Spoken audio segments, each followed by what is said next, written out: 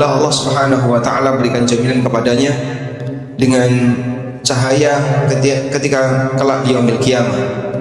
Nabi sallallahu alaihi wasallam bersabda, "Basyiril masya'ina fid dhulam bin nurit tam, basyiril masya'ina fid dhulami ilal masjid bin nurit tam yaumil qiyamah." Berikanlah kabar gembira bagi mereka yang melakukan perjalanan di kegelapan malam menuju masjid bin nur at-tam, di mana mereka akan mendapatkan cahaya yang sempurna kelak di yaumil qiyamah. Semoga Allah Subhanahu wa taala jadikan kita sebagai hamba yang selalu istiqamah ketika melaksanakan sholat subuh secara berjamaah, sholat isya secara berjamaah, walaupun kita harus berjalan kaki dalam suasana gelapnya malam. Dan sekarang terang ya, karena banyak sekali lampu, tapi mungkin ada sebagian di antara jamaah yang harus melewati wilayah tertentu atau jalan tertentu, seperti santri Ma'had Imam Syafi'i ketika ke masjid lewat kebun tebu. Takut apa di situ? Tidak ada, insya Allah. Takut kesasar. Baik. Kita mau bahas barisan orang yang tertipu dalam amalan dunia, berkaitan dengan keberadaan hamba yang tertipu. Salah satu di antara penjelasan yang Allah sebutkan dalam Al-Quran, ada orang yang tertipu sehingga dia bertahan dalam aneka perbuatan maksiat dan pelanggaran disebabkan karena pemurahnya Allah kepada yang bersangkutan. Allah tidak langsung menegur, Allah tidak langsung memberikan hukuman kepada sang hamba. Allah Subhanahu wa taala berfirman, "Ya ayyuhal insan, ma gharraka birabbikal karim." Wahai manusia, ma gharraka birabbikal karim, apa yang menyebabkan kalian tertipu birabbikal karim, terhadap Rabbmu yang maha mulia.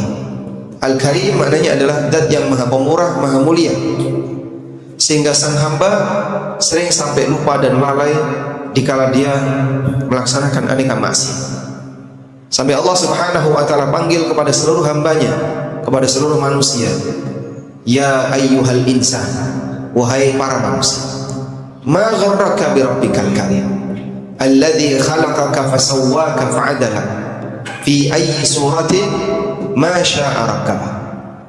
Allah jadikan kita sebagai hamba yang sempurna fisik. Allah sempurnakan fisik hamba, fisik manusia, dan itu membuat manusia terkadang lupa untuk berbuat taat kepada Allah Subhanahu wa taala. Hadirin bukan Allah, kondisi hamba yang tertipu terkadang membuat dia tenggelam dalam aneka pelanggaran tanpa sadar. Ada yang lebih sibuk untuk melakukan maksiat, ada yang sibuk untuk melakukan hal yang mubah, lalu dia meninggalkan aneka ketaatan yang disyariatkan. Ada yang lebih sibuk melakukan amalan sunnah dibandingkan yang wajib. Ada yang kurang prioritas ketika dia melakukan yang wajib, dan aneka kondisi yang lain, sehingga mereka tertipu dengan Allah Subhanahu wa taala tidak langsung memberikan teguran kepadanya. Kita bukan hamba yang maksum sebagaimana para nabi, sehingga nabi pernah nggak melakukan kesalahan? Nabi pernah nggak melakukan kesalahan? Pernah atau tidak? Pernah. Apa dalilnya? Apa dalilnya? Adanya beberapa ayat yang disebut oleh Allah Ta'ala atau disebut oleh para ulama dengan ayatul itab, ayat yang berisi teguran.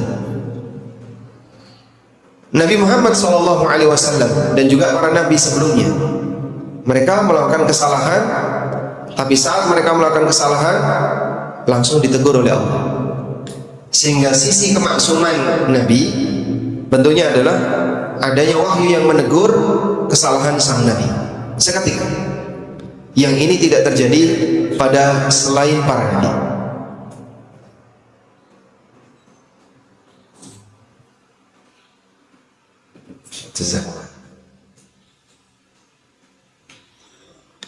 Adanya ayat yang disebut oleh para ulama dengan ayatul itab, ayat-ayat yang berisi teguran. Seperti contohnya abasa wa tawalla. Contoh yang lain, Allah menegur Nabi SAW ketika beliau bersumpah untuk tidak minum madu. Disebabkan apa? Sindiran yang diberikan oleh para istri beliau. Allah Subhanahu wa taala mengatakan, "Ya ayyuhan nabi, lima tuharrimu ma ahallallahu lak tabtaghi mardata azwajik." Wahai Nabi, kenapa engkau haramkan apa yang telah Allah halalkan untukmu dalam rangka untuk mencari keridhaan para istri. Dan beberapa ayat yang lainnya di mana Allah Subhanahu wa taala menegur nabinya seketika. Demikian pula yang terjadi pada para nabi masa silam. Allah Subhanahu wa taala menyebut Nabi Adam alaihissalam, wa asa Adam rabbahu faghawa. Adam durhaka semuanya, pernah melakukan dosa. Hanya saja beda pilihan dosa. Sehingga misalnya ada orang melakukan pelanggaran A, lalu diingatkan oleh saudaranya saat dia melakukan pelanggaran, diingatkan oleh temannya, diingatkan oleh tetangganya, dan seterusnya. Apa alasan dia?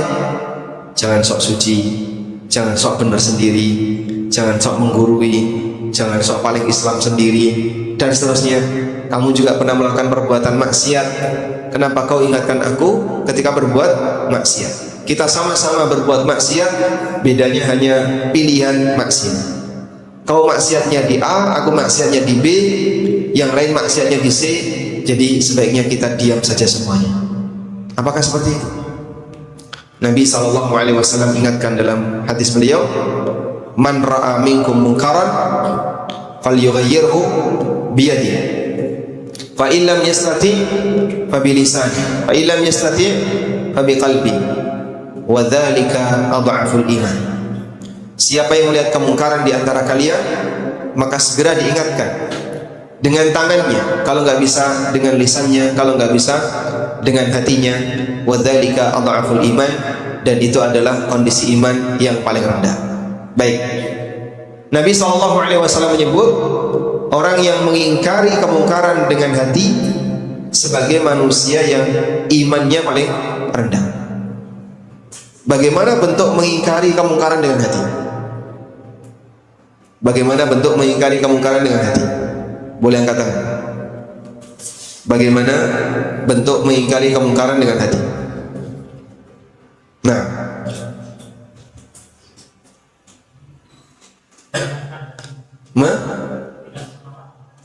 tidak menolak dengan hatinya. Tidak menolak dengan hatinya atau menolak dengan hatinya? Hatinya ingkar. Bagaimana bentuk hatinya ingkar? Mengingkari, tidak setuju. Bagaimana bentuknya?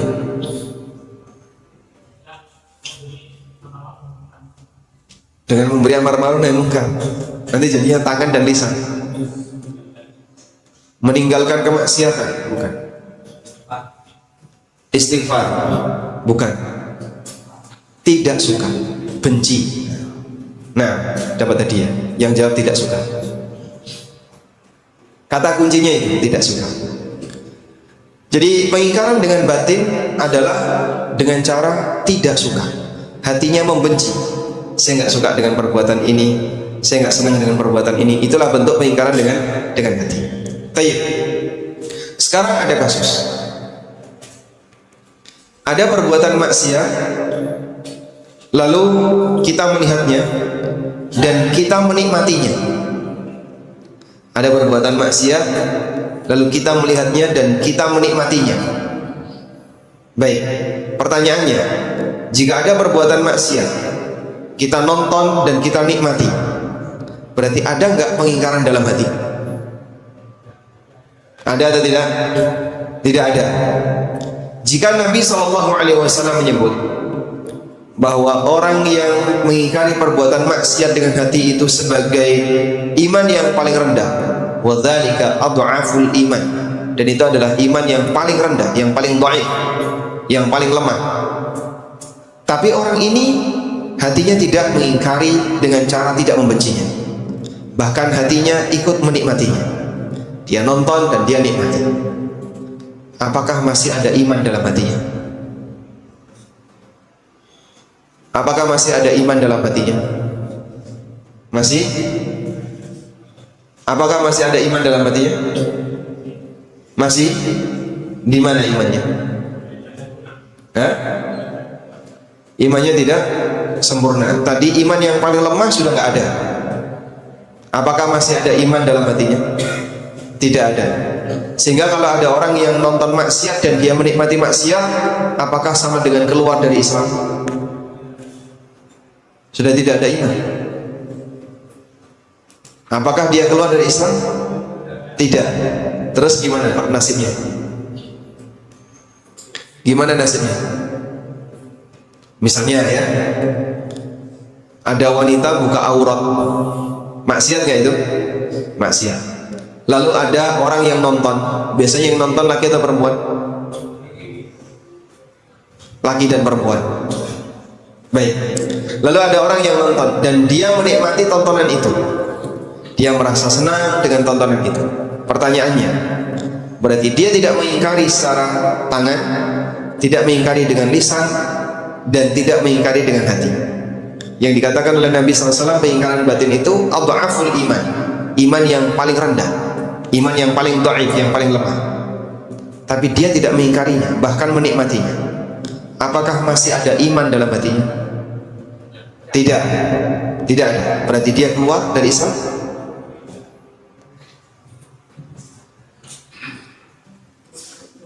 Ada orang nonton judi, main judi, terus si A ini nonton judi. Saya tidak membahas yang bermain judi, tapi yang kita bahas penonton judi. Lalu si penonton judi ini tidak mengingkari, baik dengan tangan, lisan maupun hati. Dia ikut nonton dan dia menikmati. Nah, cuman menikmati proses permainan judi. Yang dikatakan sebagai adhaful iman, pengingkaran dengan batin, sudah tidak ada dalam diri orang ini, karena dia menikmati. Apakah masih ada iman dalam hatinya? Tidak ada.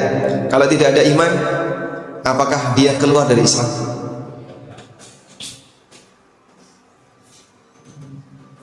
Ajibu. Apakah dia keluar dari Islam? Tidak. Kok bisa Pak? Dia masih punya cabang iman yang lain. Sehingga yang dimaksud Nabi SAW, wadzalika adhaful iman, pengingkaran dengan hati itu adalah iman yang paling rendah. Maksudnya adalah cabang iman amar ma'ruf nahi munkar. Dia masih punya cabang iman berupa la ilaha illallah. Dia masih punya cabang iman salat. Dia masih punya cabang iman puasa. Dia punya cabang iman A, punya cabang iman B. Itulah makna hadis Nabi SAW.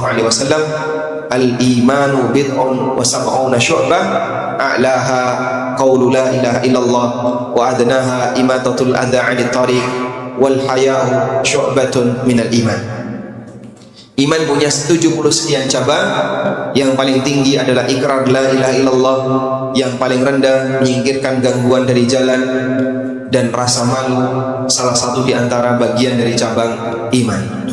Beliau menyebutkan cabang atas, cabang bawah, batas atas, batas bawah, dan contoh tengah. Tapi yang lainnya tidak disebutkan, dan itu disebutkan dalam hadis yang lain. Baik. Semua pelaku maksiat, dia menikmati maksiat itu, terlepas dari adanya rasa takut. Sehingga orang yang berbuat maksiat A, berbuat maksiat B. Sebagai contoh, Muslim, mukmin minum khamar. Apakah dia menikmati khamar itu? Menikmati atau tidak? Dia menikmati. Karena kalau dia tidak menikmati, dia tidak akan meminumnya. Sehingga dia merasakan kenikmatan, bahkan bisa sampai candu. Pada posisi ketika dia minum khamar, dia candu dengan khamar, tidak ada pengingkaran pada dirinya.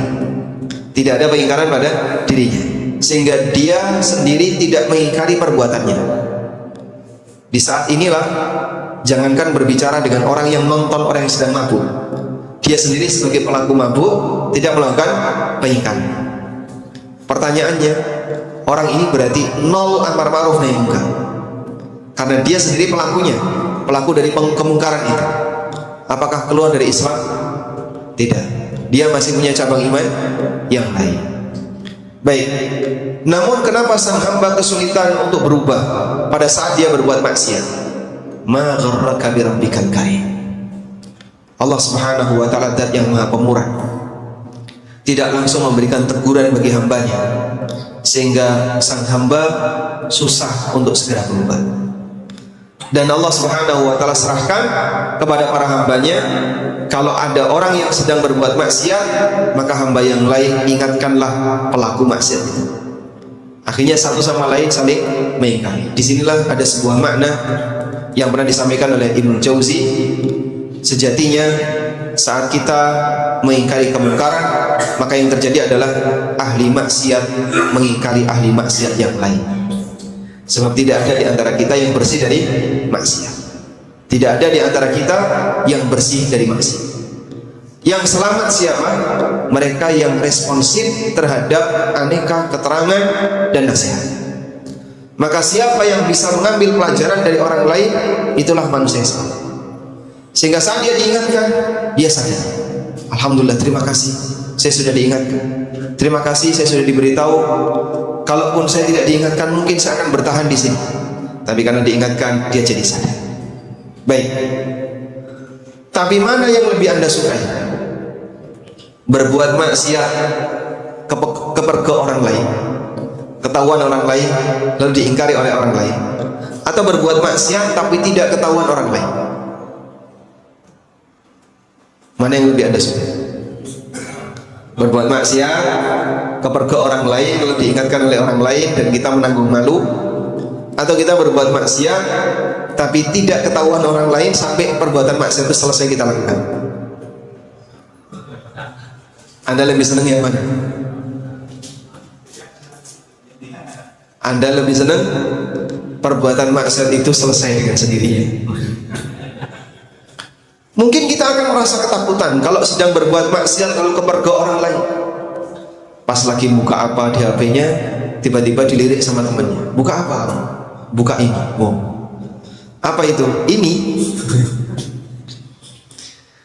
Mungkin dia akan merasa malu ketika dia kepergok seperti itu. Tapi demikianlah seorang hamba. Dia lebih senang ketika maksiat itu hilang dengan cara dirinya sendiri. Oleh karena itulah, ada dua cara yang Allah Subhanahu wa taala berikan kepada hambanya pada saat dia tenggelam dengan aneka perbuatan dosa. Cara yang pertama adalah Allah ingatkan melalui hamba yang lain, atau cara yang kedua Allah Subhanahu wa taala ingatkan melalui nurani yang ada pada dirinya. Walaupun yang kedua ini lebih susah untuk berubah. Ada seorang sahabat, dia berusaha untuk mendekat kepada Nabi SAW. Dia berusaha untuk mendekat kepada Rasulullah karena ingin menyampaikan sebuah pertanyaan. Nabi SAW tahu sahabat ini ingin mendekat kepada beliau, tapi terhalang oleh banyaknya orang yang mereka silih berganti bertanya kepada Nabi SAW. Akhirnya diberi kesempatan sahabat itu untuk maju dan mendekat. Kemudian sahabat ini bertanya tentang anis sayyi'at, tentang amal-amal buruk. Apa jawab Nabi SAW? Istafti qalbak. Coba kau minta fatwa ke hatimu. Kau minta fatwa kepada hatimu. Karena sesuatu yang buruk, mahaka alaihi nafsuk, sesuatu yang membuat tidak nyaman jiwa. Di hal ini, dalam kondisi ini, manusia diingatkan bahwa kondisi nurani yang masih bersih akan menjadi pengingat bagi yang bersangkutan agar dia tidak tenggelam dalam perbuatan dosa. Hatimu sudah bisa bernilai, sudah bisa memberikan penilaian. Hatimu sudah bisa menilai kira-kira perbuatanmu ini benar atau tidak. Baik. Namun dalam kondisi itu banyak sekali manusia yang tertipu. Mereka tertipu dengan ampunan dari Allah. Lalu mereka merasa bahwasanya setiap dosa dan maksiat pasti akan diampuni oleh Allah.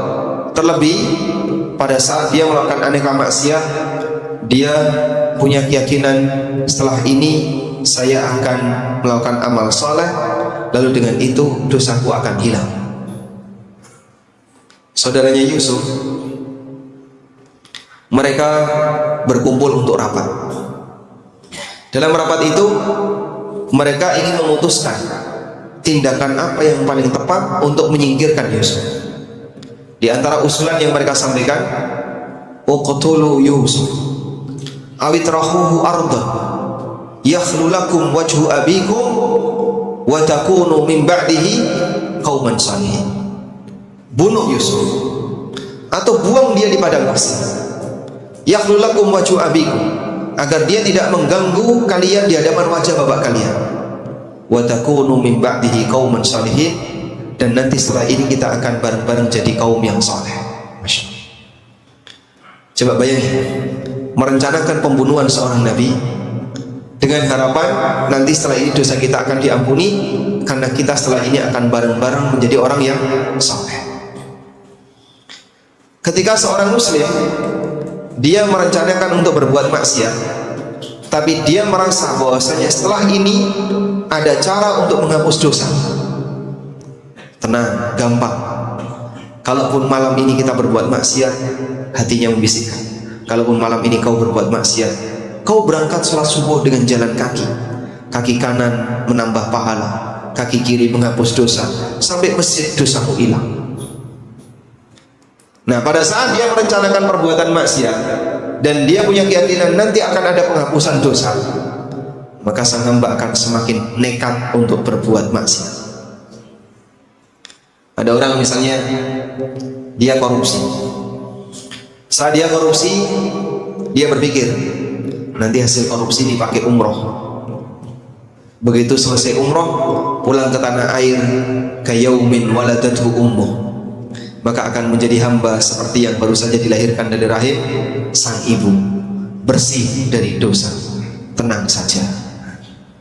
Akhirnya apa? Dia semakin berani untuk berbuat maksiat. Sehingga siapapun ketika punya keinginan untuk berbuat maksiat, sementara dalam keyakinannya ada cara pelarian dari perbuatan dosa itu dengan melakukan amalan yang menghapus dosa itu menurut keyakinannya, maka dia akan lebih berani untuk berbuat dosa. Sebagaimana yang terjadi pada saudaranya Yusuf. Uqtulu Yusufa awitrahuhu ardan yakhlu lakum wajhu abikum wa takunu min ba'dihi qauman salihin. Bunuh itu Yusuf atau buang dia di padang pasir. Nanti setelah itu kalian akan jadi sama-sama orang saleh. Ada salah satu di antara aparatnya, dan ini saya mendengar langsung dari temannya. Dia punya prinsip seperti ini, bahwa mengambil harta yang terlarang, tenang saja, yang penting rajin sholat tahajud, yang penting rajin puasa sunnah. Dan kalau harta itu sudah dizakati, maka harta yang kotor akan berubah jadi bersih, sebab zakat bisa berfungsi mensucikan harta. Apa yang akan terjadi kalau kondisi manusia seperti ini, Pak? Dia akan semakin berani dan nekat untuk berbuat maksiat. Oleh karena itulah, berangkat dari keyakinan manusia seperti ini, orang jadi semakin kuat untuk berbuat maksiat. Ma gharraka bi rabbikal karim. Apa yang membuat kau terlalaikan? Sementara Rabbmu adalah zat yang sangat baik hati kepada para hambanya, sehingga siapa yang melakukan kesalahan tidak langsung mendapatkan hukuman seperti itu. Baik, demikian pula yang dialami oleh Bani Israel. Bani Israel, mereka semakin berani berbuat maksiat dalam posisi hatinya sadar kalau itu salah, tapi tetap nekat dilakukan. Apa alasannya? Karena mereka merasa kalaupun nyemplung neraka dihukum oleh Allah hanya sebentar. Mereka mengatakan wa qalu la yadkhulul jannah wa qalu lan tamassana an-naru illa ayyaman ma'dudah. Mereka mengatakan lan tamassana an-nar, kita tidak akan tersentuh neraka illa ayyaman ma'dudah, kecuali hanya beberapa hari saja. Nanti kalaupun kita masuk neraka hanya beberapa hari saja. Lalu setelah itu Allah Subhanahu wa taala akan masukkan kita ke dalam surga. Dalam keyakinan Bani Israel, maksiat yang dilakukan oleh Bani Israel, mereka sadari itu salah, dan mereka sudah siap akan diberi hukuman oleh Allah. Tapi mereka punya keyakinan hukuman ini tidak selamanya. Nanti Allah Subhanahu wa taala akan melihat siapapun yang sunat, siapapun yang sudah sunat di kalangan Bani Israel akan diselamatkan oleh Allah lalu dimasukkan ke dalam surga. Jadi tenang saja kalaupun melakukan perbuatan dosa, toh nanti kalau nyemplung neraka hanya sebentar. Apakah mukmin juga punya keyakinan kayak gitu? Ternyata ada. Sebagian orang punya pemahaman dosa itu yang penting tinggalkan syirik. Sehingga yang penting tidak syirik, bukan dosa menambah-nambahi aturan syariat, sisanya diremehkan. Sehingga kadang dia berurusan dengan sesama orang tidak perhatian dengan baik, kadang utang, ngemplang, arisan, ngilang, dan aneka pelanggaran yang lainnya terhadap sesama. Yang penting tidak syirik. Kalau kayak gini caranya gimana? Orang akan semakin berani untuk berbuat maksiat. Keberanian para hamba berbuat maksiat sebab Allah tidak menegur langsung, tapi Allah Subhanahu wa ta'ala jadikan tegurannya itu ada pada dirinya. Kalau kau mau mengikuti teguran yang ada pada hatimu, kau akan berhenti. Tapi kalau kau tidak, kau meremehkan, kau melupakan, maka kau akan bertahan dalam aneka kegiatan maksiat tersebut. Tayyib. Coba santri. Nah, baik, santri. Masya Allah.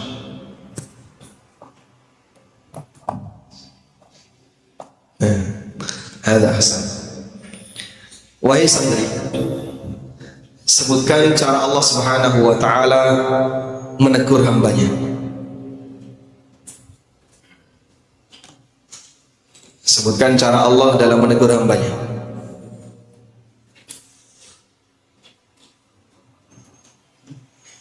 Sebelah kanannya, sebutkan cara Allah dalam menegur hambanya. Membuat orang lain melihat maksiatnya. Lalu ketika orang lain melihat, diapain?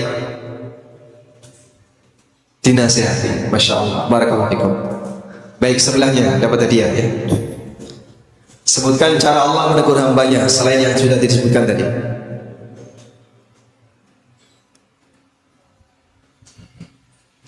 Boleh dibantu depannya. Baju hijau. Sebutkan cara Allah menegur hambanya.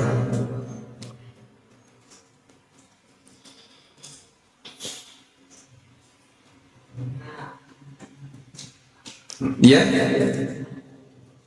ancaman dalam Al-Quran. Bagaimana cara Allah menegur hambanya? Allah berikan hati nurani yang sehat. Sehingga dari apa yang tadi kita sampaikan, cara Allah menegur hambanya ada 3. Yang pertama, melalui wahyu langsung. Dan ini hanya berlaku untuk siapa?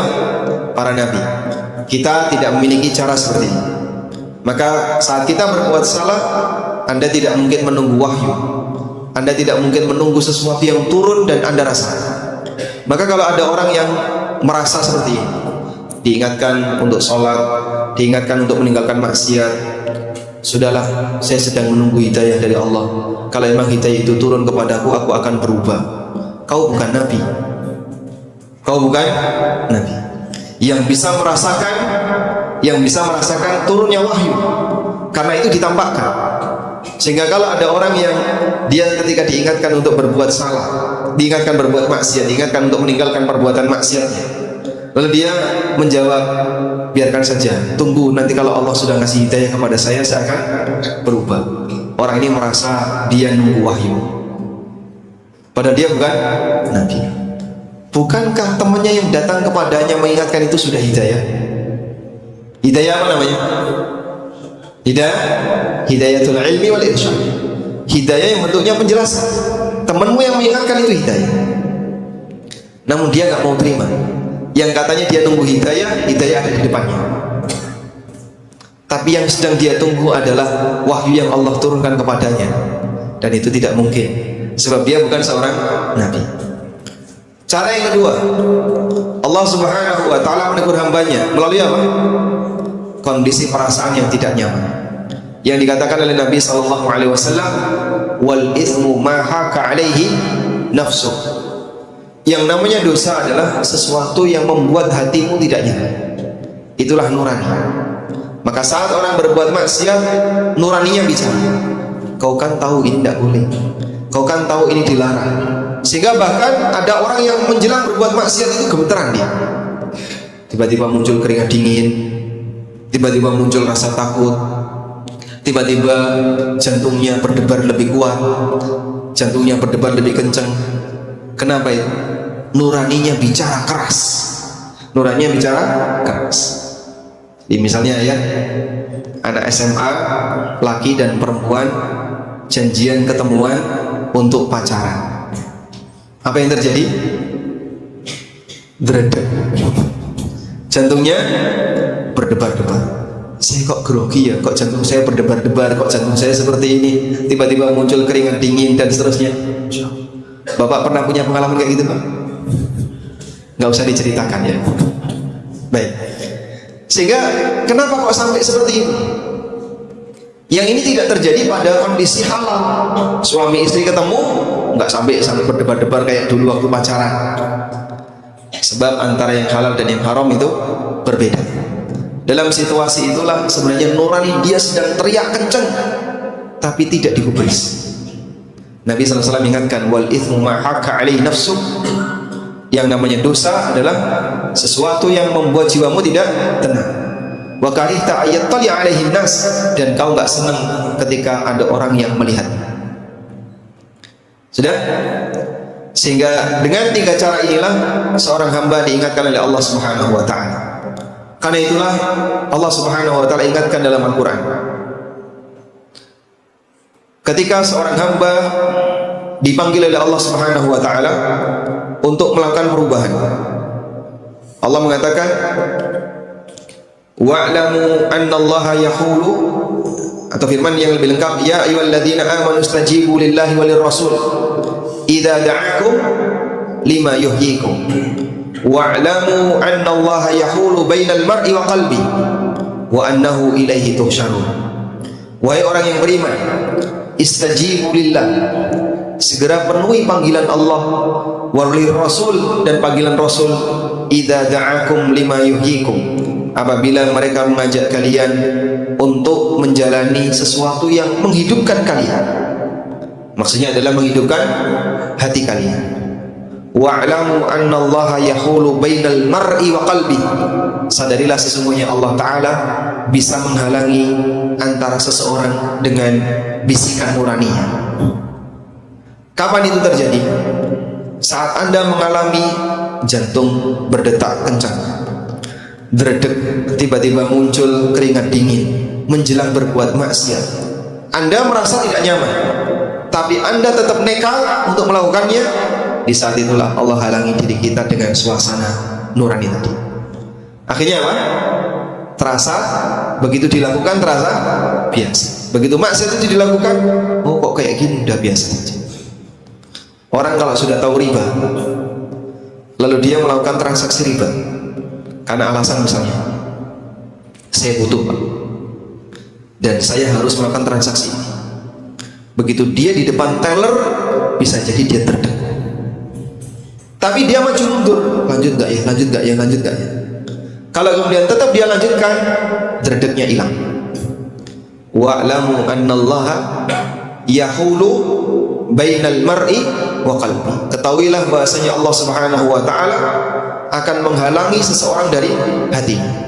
Sehingga bisikan nurani yang demikian kencang tadi sampai membuat kita kadang dredeg mau melakukannya, membuat kita jadi grogi, membuat kita jadi keluar keringat dingin, akan hilang suasana itu pada saat yang bersangkutan tetap nekat maju untuk berbuat maksiat. Peringatan Allah datang dalam posisi dia takut ketahuan orang dan seterusnya. Anak remaja dicoba pertama kali untuk merokok. Uji coba pertama kali lakukan. Naruh rokok dulu di mulut atau nyalain rokok dulu? Ya? Apa? Sembunyi dulu. Dia akan sembunyi dulu, jangan sampai ketahuan. Siap. Maka pertama kali dia mau uji coba rokok itu dredeg, jantungnya berdetak kencang, kemudian tiba-tiba muncul keringat dingin, ketakutan, jangan-jangan dia ragu, lanjut ya, maju mundur, akhirnya rokoknya basah karena terlalu banyak ludah yang melekat di rokok. Sebab ketakutan. Disitulah Allah Subhanahu wa taala ngasih peringatan kepada hambanya. Kau memang tidak dapat wahyu seperti para nabi yang langsung ditegur oleh Allah Subhanahu wa taala. Kau memang tidak mendapatkan wangsit. karena kita bukan nabi, tapi Allah Subhanahu wa taala berikan nuranimu bicara, nuranimu bicara, hatimu bicara. Di saat itu kalau gak digubris, maka sang hamba dihalangi oleh Allah. Sudah, karena hatinya tidak didengar, akhirnya dia dibiarkan dengan kemaksiatan yang dia lakukan. Baik, keberadaan inilah yang membuat para hamba kemudian semakin tenggelam dalam aneka perbuatan jahat dan perbuatan maksiat. Nah, yang melemahkan nurani bicara ini adalah tadi merasa aman ketika seseorang berbuat dosa. Ada yang merasa aman di dunia dan ada yang merasa aman di akhirat. Yang merasa aman di dunia gimana, Pak? Dia merasa tidak akan ada yang berani untuk menegurnya. Misalnya ada orang mau mengambil harta orang lain, atau ada orang mau korupsi, tapi dia merasa yakin, lihat kanan kiri atas bawah gak ada CCTV, aman. Dan dia tahu trik bagaimana caranya agar dia bisa aman ketika di dunia. Jadi kalau dia sudah merasa aman dari potensi hukuman di dunia, untuk berbuat korupsi peluangnya besar atau kecil? Lebih besar. Kenapa? Dia merasa aman. Dalam kondisi itulah, pada saat dia merasa aman ketika di dunia, dia berani untuk berbuat jahat.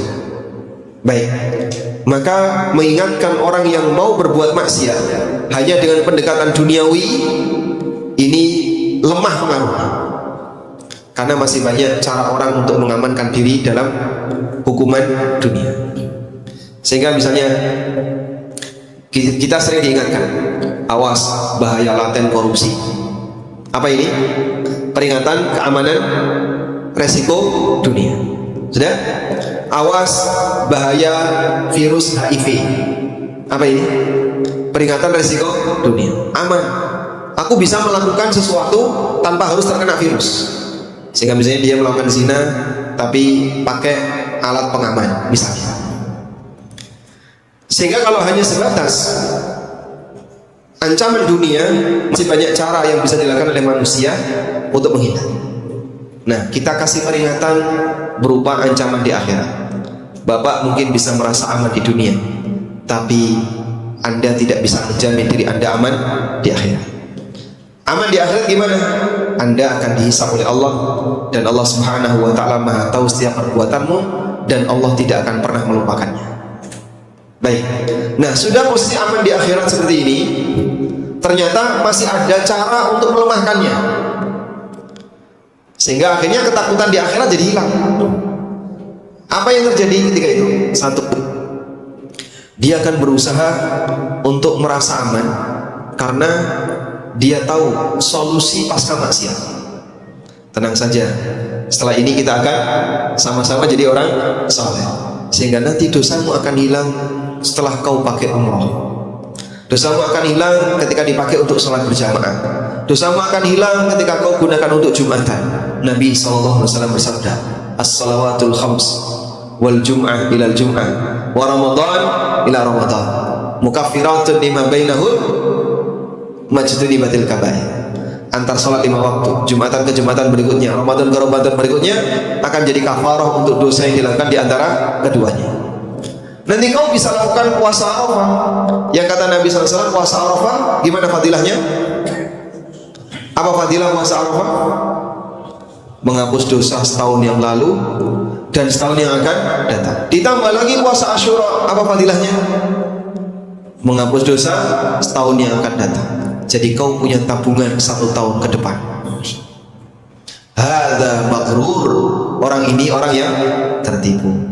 Dia merasa aman di akhirat dengan keyakinan dosanya ada cara pelarian untuk menghilangkannya. Maka janji-janji Allah itu membuat dia tertipu. Yang kedua, yang membuat orang jadi tidak punya rasa takut di akhirat, dan ini yang paling parah, karena dia merasa ada yang menjamin dia ketika di akhirat. Contohnya apa? Dia berkeyakinan ada sang juru selamat. Dia berkeyakinan apa? Ada sang juru selamat. Sehingga bapak tenang saja, santai saja. Nanti kalau dia yaumil qiyamah, bapak sudah disiapkan sang juru selamat. Kira-kira Pak, kalau orang punya keyakinan seperti ini, kira-kira yang terjadi apa?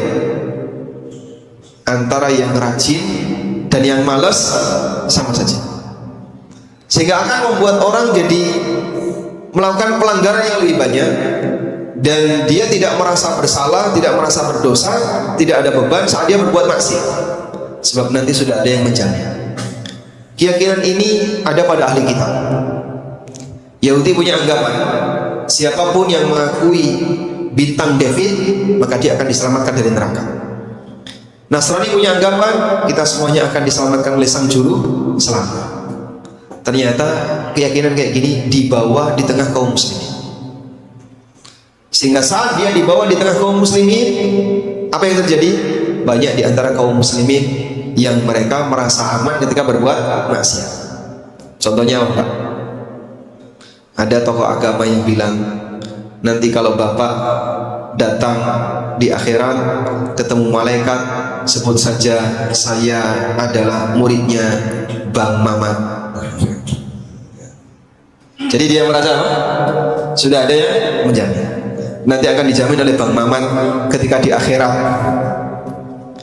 Ada juga yang dia punya keyakinan, sebut saja saya adalah anggota ormas A, anggota ormas B, maka kau akan diselamatkan oleh bendera ormas, kau akan dinaungi oleh bendera ormas. Ada juga orang yang mengatakan, guru saya sudah menunggu saya di pintu surga. Masya Allah. Dan ini keyakinan berbahaya, mengajarkan prinsip permisifme. Prinsip permisif seperti ini, di mana orang diajarkan untuk serba boleh, nggak apa-apa, serba boleh dan seterusnya. Itu berangkat dari apa? Dia sudah merasa aman karena ada yang menjamin. Padahal tidak ada yang bisa menjamin hukuman dari Allah Subhanahu wa taala bagi mereka yang sudah berhak untuk mendapatkan hukuman. Karena itulah Nabi SAW ketika beliau mengumpulkan keluarganya, Rasulullah SAW menyampaikan sebuah pesan.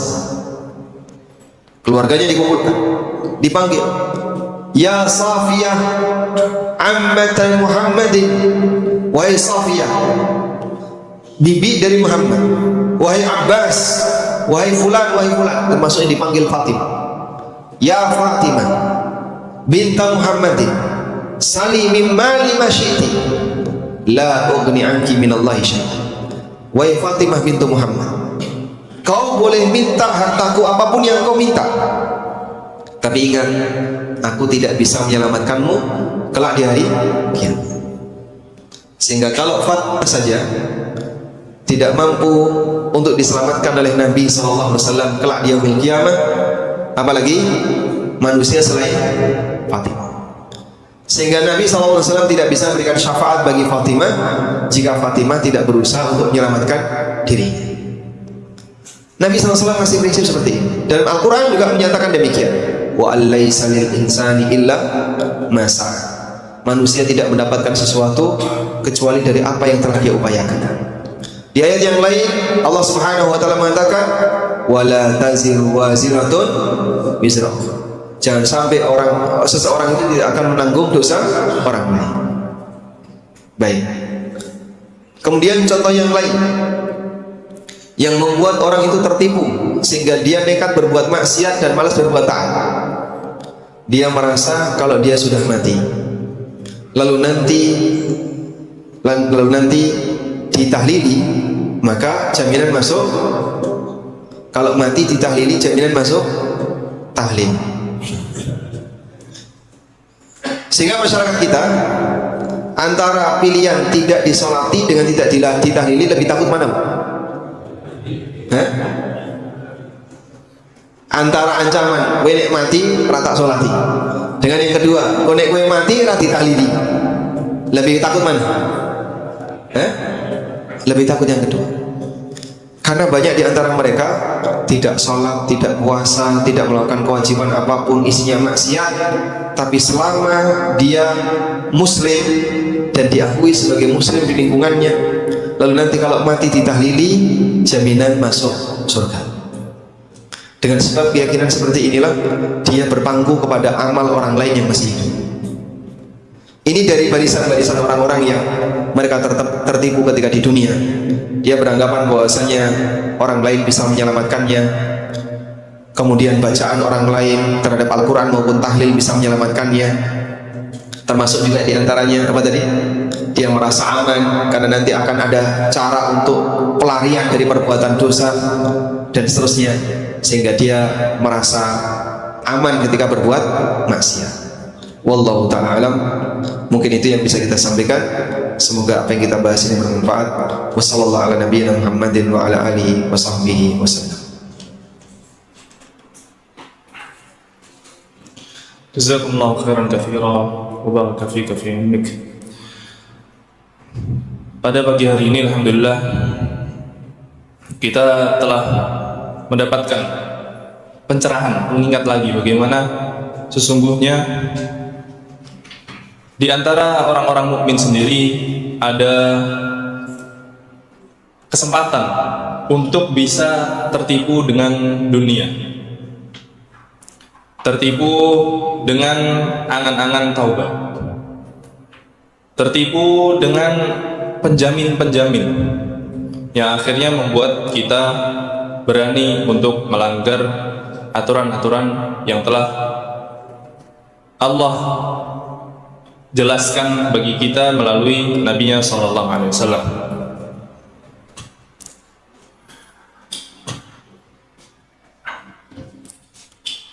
Jadi ini bukan sekedar ilmu, tapi sebuah cermin untuk kita berintrospeksi sebagai bahan muhasabah yang mendalam.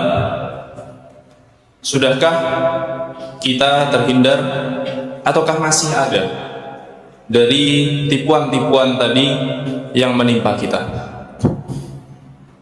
Semoga apa yang beliau sampaikan tadi bisa kita renungkan, kita amalkan, dan yang terpenting adalah kita gunakan untuk terus-menerus memperbaiki cara kita dalam melihat hal-hal yang ternyata menipu itu.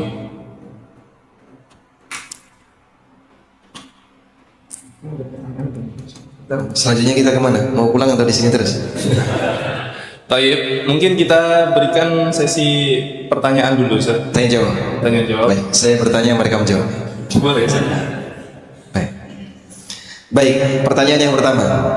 Sebutkan cara manusia dalam mengamankan diri dari perbuatan maksiat. Tadi saya sudah sebutkan ada 3 ya. Sebutkan 2 saja. 1. Angkat tangan dulu.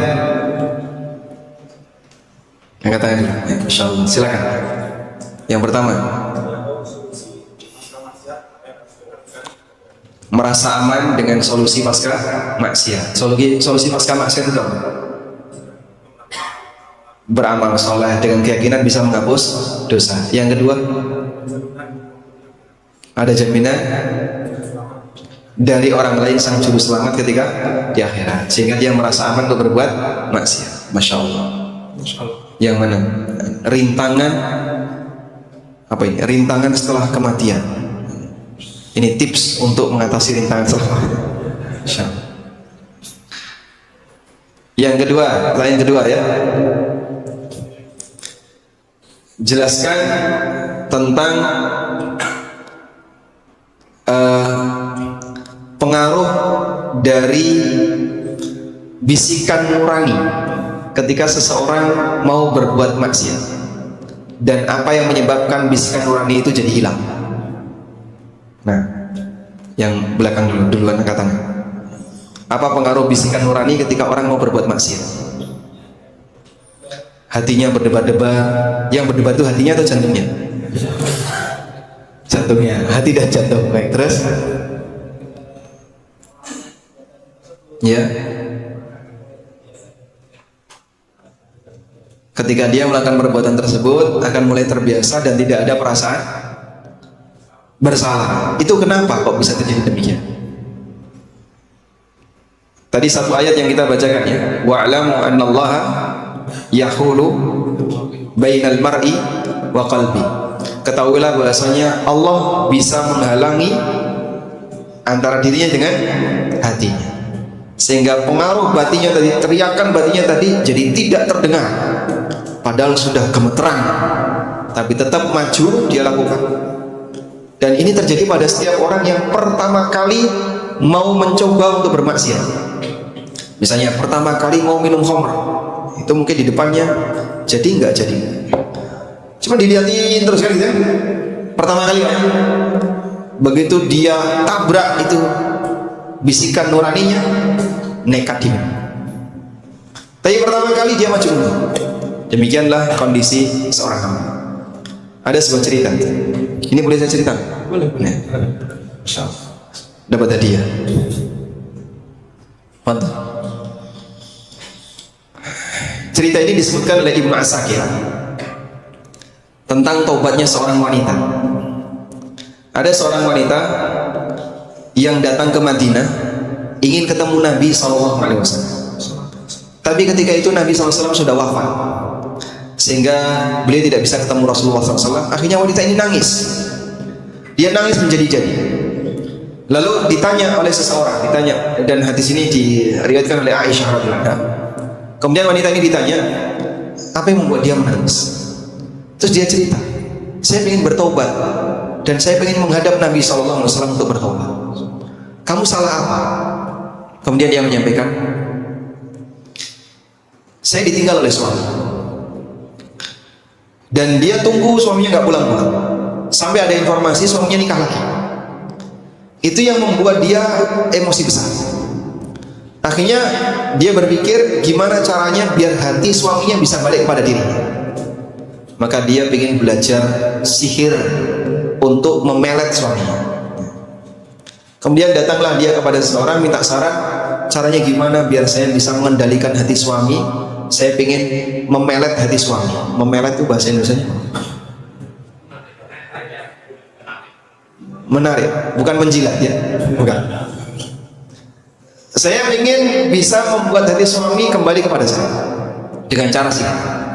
Kemudian diarahkan, coba kamu datangi dukun ini. Datanglah dia ke dukun itu. Lalu sang dukun ini menyarankan, sebenarnya kau bisa melakukan sendiri. Gimana caranya? Masuklah kamu ke dalam ruangan itu, seperti tanur ya, seperti alat masak serobong. Kau masuk ke dalam ruangan itu dan kencing di situ. Akhirnya dia masuk. Ketika dia masuk, dia deg-degan ya, maju mundur. Kencing nggak ya, kencing nggak? Terus dia lari keluar. Dia lari keluar. Ditanya sama sang dukun, kau lihat apa tadi? Gak lihat apa-apa. Berarti kau belum melakukannya. Balik lagi dia. Dia masuk ke dalam ruangan itu, tak ketakutan dia. Kencing nggak, maju mundur. Dia lari lagi keluar. Ditanya, kau lihat apa? Nggak lihat apa. Berarti kau belum melakukannya. Inilah contoh orang yang ketika mau berbuat maksiat ketakutan, sehingga dia maju mundur. Dilakukan atau tidak saran itu? Karena kalau dilakukan, dia langsung jadi penyihir. Akhirnya dia nekat yang ketiga. Dia kencing di situ. Tiba-tiba dia melihat ada penunggang kuda yang terbang. Dia melihat ada sosok penunggang kuda yang terbang. Langsung dia keluar dari ruangan itu, ditanya sama sang dukun, kau lihat apa? Saya melihat faris, aku melihat ada seorang penunggang kuda yang terbang. Kemudian dukun ini bilang, itulah iman. Dia sudah hilang dari hati. Dan sekarang kau sudah bisa jadi tukang sihir. Sehingga dia perintahkan tanah tumbuh. Dengan takdir Allah, dengan izin Allah, dia bisa melakukan hal-hal yang aneh. Nah, sekarang kau sudah bisa sihir, tapi imannya hilang. Setelah itu dia ketakutan, kemudian pengen taubat. Nah, terkadang kan ada orang kayak gitu ya. Awal mula mencicipi perbuatan maksiat gimana? Batinnya teriak, nuraninya teriak, jangan kau lakukan. Orang yang mau berbuat zina itu deg-degannya luar biasa. Tapi kenapa kok seneng kayak gitu? Nah, katanya kan ujian adrenalin. Wah, masya Allah. Iya Pak Dokter. Dan orang senang dengan yang memicu adrenalin. Sehingga kenapa kok orang senang seperti itu? Padahal dia ketika melakukannya deg-degan. Dia jangan nanti kalau ketahuan gimana. Tapi saat dia nekat melakukannya, dalam posisi itulah tadi, wallahu yahulu bainal mar'i wa qalbi. Allah menghalangi antara dirinya dengan hatinya. Wallahu a'lam. Jazakumullah khairan katsira wa ahsanallahu ilaik. Telah usai sesi kajian kita pada pagi ini. Alhamdulillah,